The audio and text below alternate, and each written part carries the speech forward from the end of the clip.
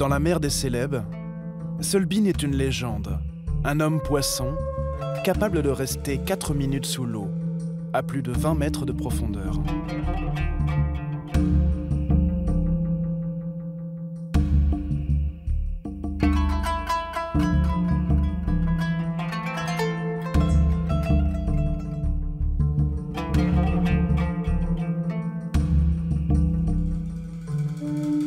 Un exploit qu'il accomplit plusieurs fois par jour pour nourrir sa famille.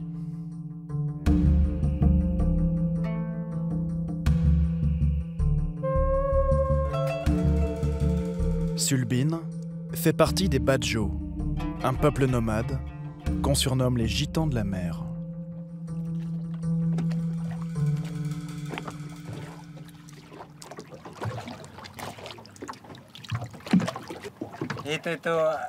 Normalement, c'est pas le genre de poisson qu'on mange, mais c'est comestible. Je suis pas mécontent, j'ai réussi à attraper quelque chose. Je vais le ramener à la maison et ma femme va le cuisiner. Au moins aujourd'hui, on a de quoi manger. Les Badjo sillonneraient les mers d'Asie depuis plus de 3000 ans. Un peuple libre, sans nationalité, sans frontières.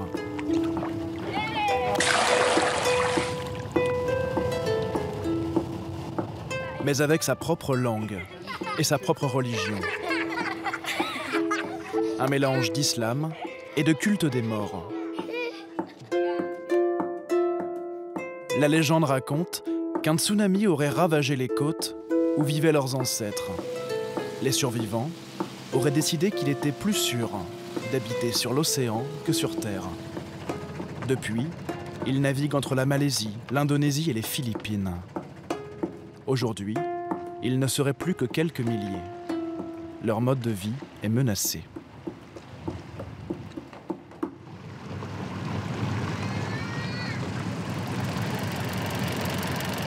Comme ses parents, comme tous ses ancêtres, Limarissa vit sur son bateau.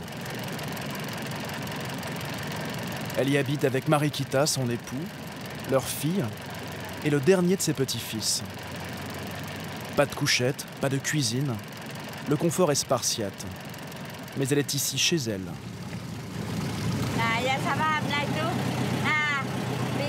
Naviguer où on veut et jeter l'ancre où on veut. C'est ça notre mode de vie. On n'a pas besoin de maison. On vit, on donne naissance sur nos bateaux. C'est ici qu'on est heureux. Une existence entièrement tournée vers la quête du poisson. Ce jour-là, Godo et Rundu, les deux fils de Limarissa, sont venus donner un coup de main pour relever le filet de pêche accroché à cette bouée.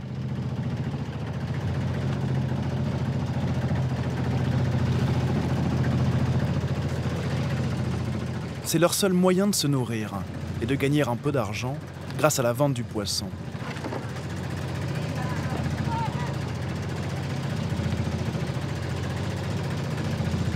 Sous le regard inquiet de Limarissa, les mailles défilent, désespérément vides.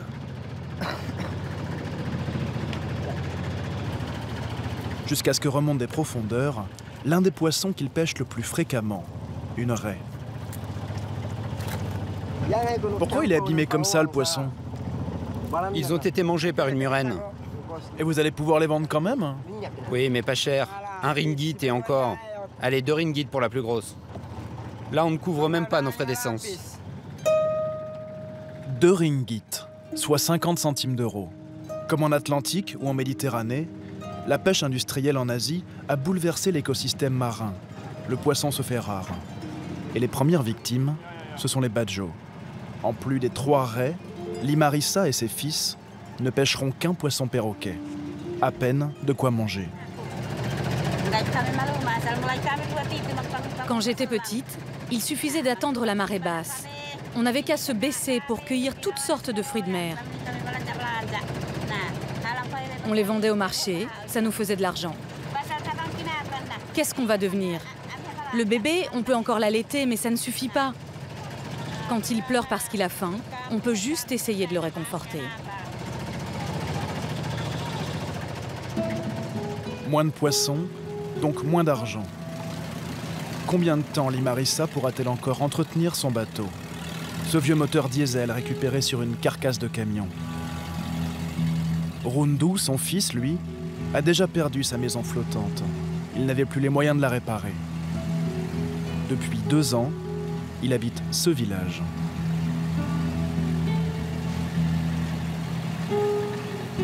Comme lui, des centaines de familles Badjo sont devenues trop pauvres pour entretenir leurs embarcations. Elles se sont échouées ici, dans ce bidonville sur pilotis.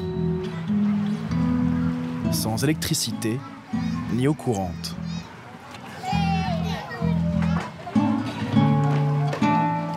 Aucun Badjo ne sait lire. Ils n'ont pas de calendrier, pas de livre d'histoire. Leur culture se transmet oralement. Pas d'école non plus. Les enfants grandissent dans l'eau.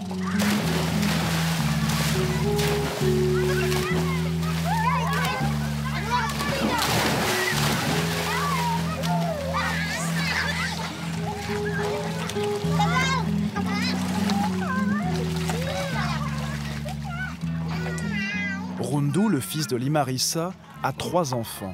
Il vit dans cette maison avec sa femme, Noraha.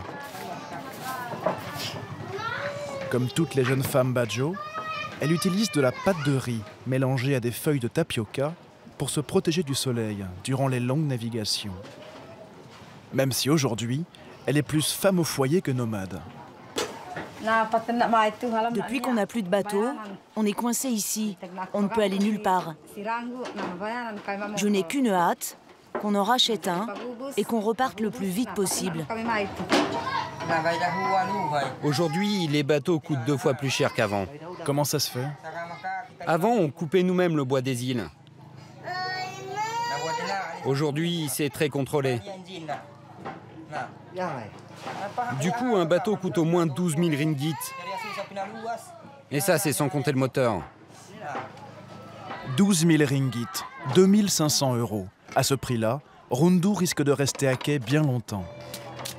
En attendant, sa priorité est de nourrir ses enfants. Depuis 1 semaine, ils n'ont mangé que du riz. C'est leur premier poisson.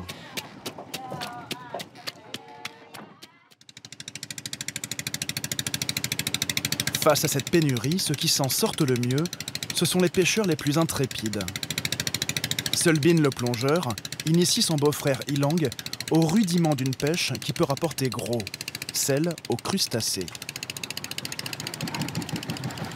La langouste, mais aussi la crevette menthe.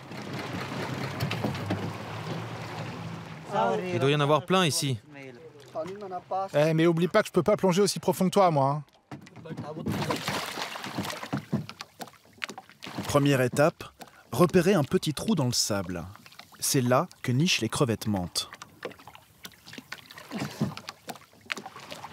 Puis plonger pour les capturer.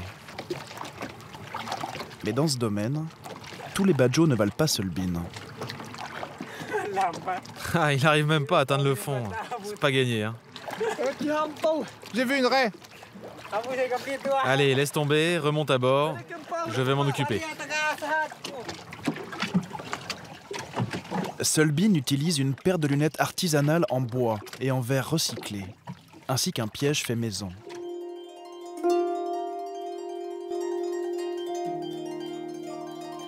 Un piège qui fonctionne comme un collet.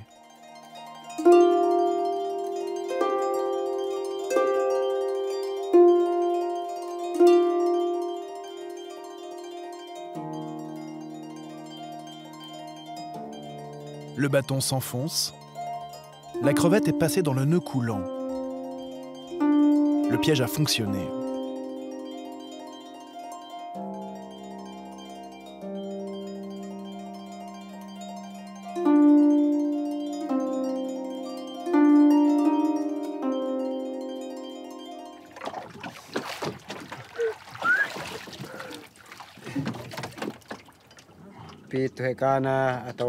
C'est beaucoup plus intéressant à vendre que du poisson. Si tu sais y faire, en une journée, tu peux en attraper 15 et gagner 240 ringgit.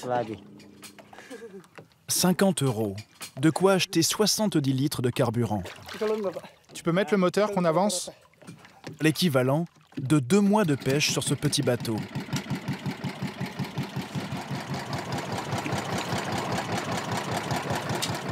Sauf qu'aujourd'hui, le courant est trop fort et l'eau un peu trouble. Sölbin et son beau-frère n'en attraperont qu'une seule.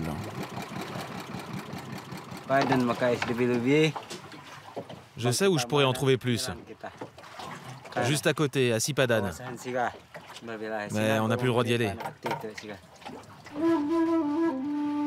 Sipadan, un récif corallien devenu un site de plongée qui attire les touristes venus du monde entier. Si Sölbin n'a plus le droit d'y pêcher, c'est que depuis 2004, le gouvernement malaisien en a fait un parc marin. La pêche y est interdite. Sipadan est devenu un sanctuaire pour les poissons et les animaux marins. Même les plongées y sont strictement réglementées.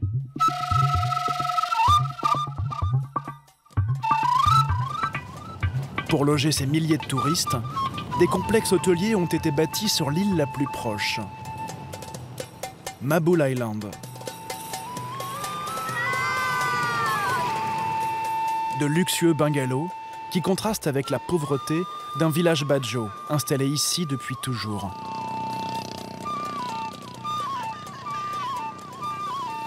Deux mondes séparés par ce ponton qui cohabitent sans jamais se rencontrer. Badjo d'un côté, touristes de l'autre.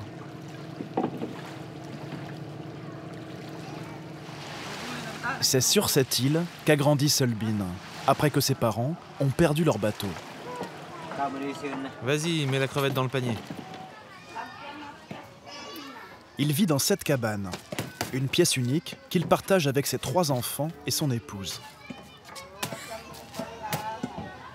Si le tourisme est devenu une ressource vitale pour l'économie malaise, les Badjo n'en profitent pas. Je suis sûr que les hôtels aimeraient bien nous embaucher. Et nous aussi, on aimerait bien y travailler. Mais on n'a pas de papier. Donc du coup, c'est illégal. S'ils n'ont pas de papier, c'est qu'ils n'ont pas été déclarés à leur naissance. Les Badjo ont peur de se signaler aux autorités, car ils craignent d'être expulsés. Pourtant, gagner de l'argent en travaillant, les habitants de ce village en auraient bien besoin. Le médecin ne passe que 4 fois par an. Les mauvaises conditions d'hygiène favorisent la prolifération de microbes et parasites en tout genre.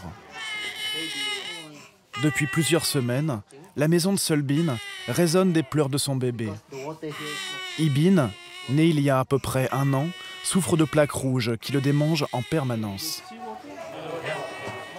Anora, sa maman, ne sait pas vraiment ce qu'il a. Le docteur a dit qu'il avait de fortes fièvres. Il nous a donné des antibiotiques et des vitamines. Ça nous a coûté toutes nos économies. Pourquoi vous ne l'emmenez pas à l'hôpital? Pour aller à l'hôpital, il nous faudrait un bateau et de l'argent. On n'a pas tout ça. En plus, on risque de se faire arrêter par la police car on n'a pas de papier d'identité. On n'a plus qu'à prier les ancêtres et espérer que le petit guérisse. Sans papier, le petit Ibin ne peut bénéficier de soins gratuits, comme les autres citoyens malais. Sur les 9 enfants qu'Anora a mis au monde, 6 ont déjà été emportés par la maladie.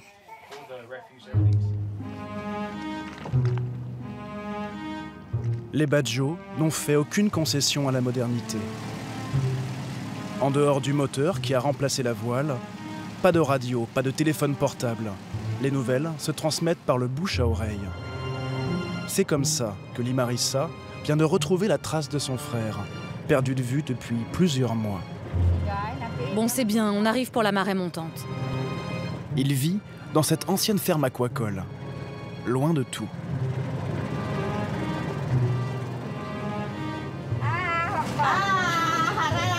Bienvenue, bienvenue. L'homme en bleu, c'est Pilar, le frère de Limarissa. On est tellement contents de vous voir. Tu vois, c'est ici qu'on habite maintenant. Ah bah t'es bien ici. Comment tu as trouvé cet endroit? C'est le propriétaire qui nous l'a prêté. Au moins maintenant, on sait où te trouver. On va pouvoir venir te rendre visite.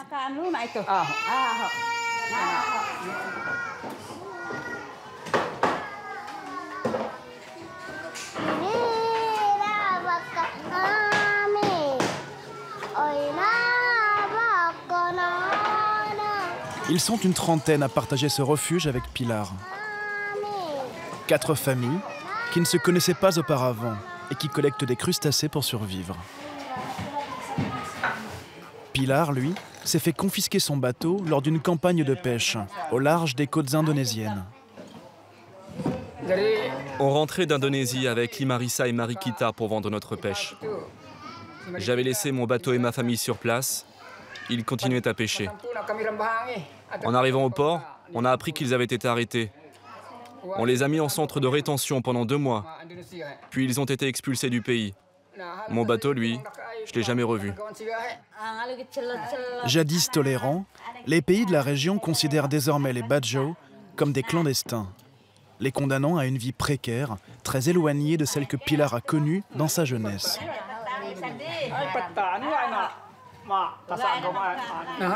Quand j'étais jeune, on naviguait tous en famille. Mon père, mes frères et sœurs, ça faisait 5 bateaux en tout. Quand l'un tombait en panne, les autres le tractaient. Aujourd'hui, la seule richesse de Pilar tient dans ce filet. 2 langoustes pêchées il y a quelques jours. Grâce au bateau de sa sœur, il va pouvoir aller les vendre à terre. Il espère en tirer un bon prix, de quoi acheter suffisamment d'eau et de riz pour plusieurs semaines. Cap sur Sempurna, le plus gros port de pêche de la côte, à 2 heures de navigation. Durant tout le trajet, le fils de Pilar est chargé de renouveler l'eau des langoustes pour les maintenir en vie. En s'approchant des côtes, le risque de se faire contrôler augmente. Pour lutter contre la piraterie et les groupes islamistes venant du sud des Philippines, les patrouilles de police se multiplient. Après 19 h, c'est couvre-feu, interdit de naviguer. Quand on voyage maintenant, c'est toujours la trouille au ventre. On sait bien que si on se fait contrôler, vu qu'on n'a pas de papier, on risque de se faire arrêter.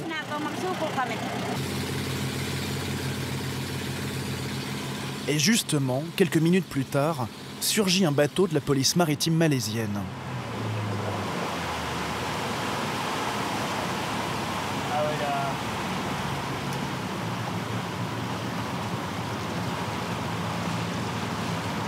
Très vite à bord, la tension monte.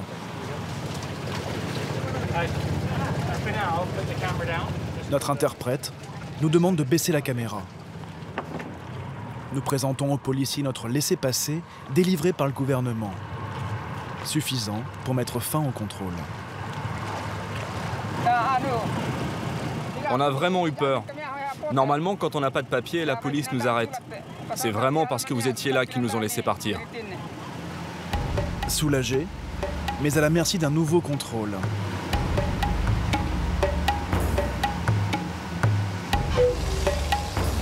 Par prudence, Limarissa et Pilar préfèrent jeter l'ancre à bonne distance de la ville, plutôt que de s'amarrer au ponton.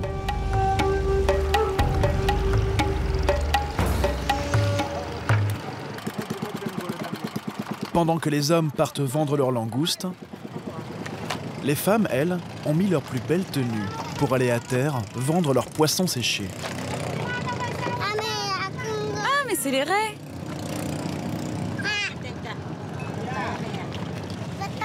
Mais elles sont abîmées, tu crois que les gens vont en vouloir? En Malaisie, on trouve du poisson séché sur tous les marchés, un ingrédient indispensable pour la soupe. Limarissa espère vendre ses raies aux commerçants du port. Premier contact, infructueux. Je te prends le tout pour 3 ringgits. Tu rigoles, ça vaut plus.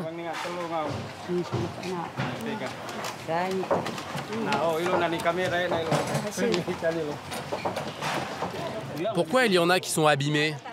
Je sais pas, ça doit être les crabes. On te vend le tout à 50 ringgit. Non, non, non, non, non. Moi, je t'en offre 2 ringgit la pièce. Allez, 4 ringgit au moins. Non, non. Et celles abîmées, tu peux les garder. Ok, alors 20 ringgit pour celle-là et 7 ringgit pour celle-là, ok? Ok. L'affaire est entendue pour l'équivalent de 5,50 €. De l'autre côté du port, les hommes sont aussi en pleine négociation. Leurs 2 langoustes pèsent en tout 1,7 kg. Alors combien ça nous fait? 240 le kilo, non? Non, le prix n'a pas changé. Les prix ont pas augmenté un petit peu? Allez, il serait temps de monter un peu les prix. C'est vrai que les prix ont pas augmenté depuis longtemps. On peut faire un geste. Allez, s'il te plaît, un petit effort. Je vous dois en tout 280 ringgit. Allez, on arrondit à 300, si ça peut vous faire revenir. Soit 60 €. Si le vendeur fait preuve d'autant de bienveillance, c'est que lui-même est un badjo qui a choisi de se sédentariser. Ça fait longtemps que je suis installé ici. Et je m'y sens bien. Mon business est florissant. Comparé à la vie en mer, c'est quand même plus confortable. Ça ne tangue pas en permanence. Et surtout, on mange à notre faim. Limarissa, elle, a gagné 10 € et n'a qu'une envie, partir d'ici le plus vite possible avant de se faire contrôler.